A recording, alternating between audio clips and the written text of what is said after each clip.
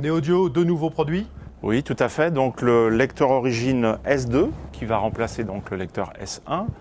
S2 est une évolution du lecteur S1. Il intègre la technologie zéro vibration. Donc on le voit ici, on a les pieds B1 qui sont intégrés sous le châssis. Il a une nouvelle horloge et quelques améliorations techniques, mais c'est essentiellement une évolution.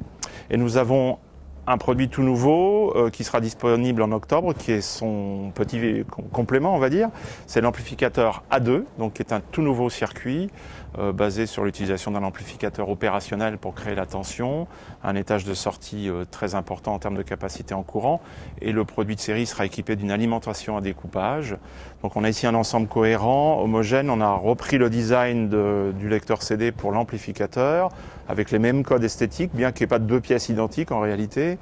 Nous avons aussi des nouveaux câbles prototypes qui équipent le système et nos barrettes secteur habituelles et cordons secteur. Hein.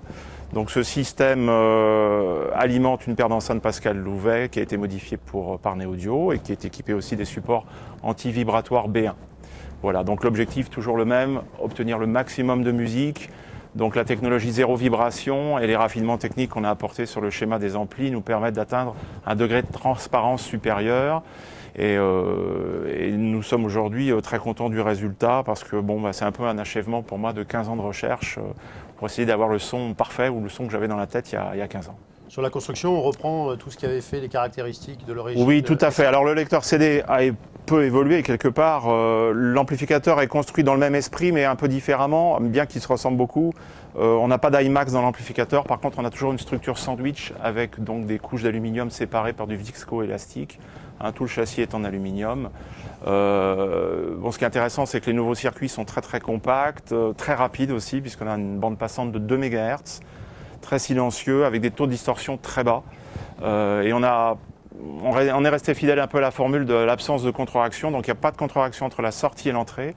On a un étage qui fait de la tension, qui est très contre-réactionné pour le coup, qui utilise un ampli hop, et ensuite on a un buffer de courant qui utilise 8 transistors 16 ampères, MOS, donc dans une évolution des schémas précédents.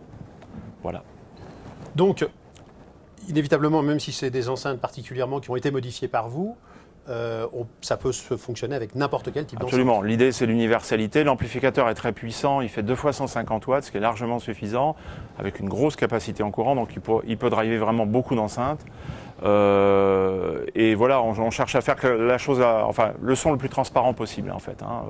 Donc, les nouveaux câbles aussi participent à tout ça. Et voilà, on a aujourd'hui un degré de transparence et de restitution des nuances musicales qui me semble très bon, notamment sur les critères de dynamique, d'extinction de notes, d'ambiance et d'image sonore. Hein. C'est là qu'on fait la différence par rapport à ce qu'on faisait précédemment.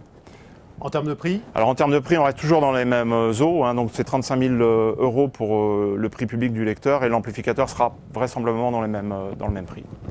On répète, l'amplificateur sera disponible en octobre. En octobre et le lecteur S2 est d'ores et déjà disponible.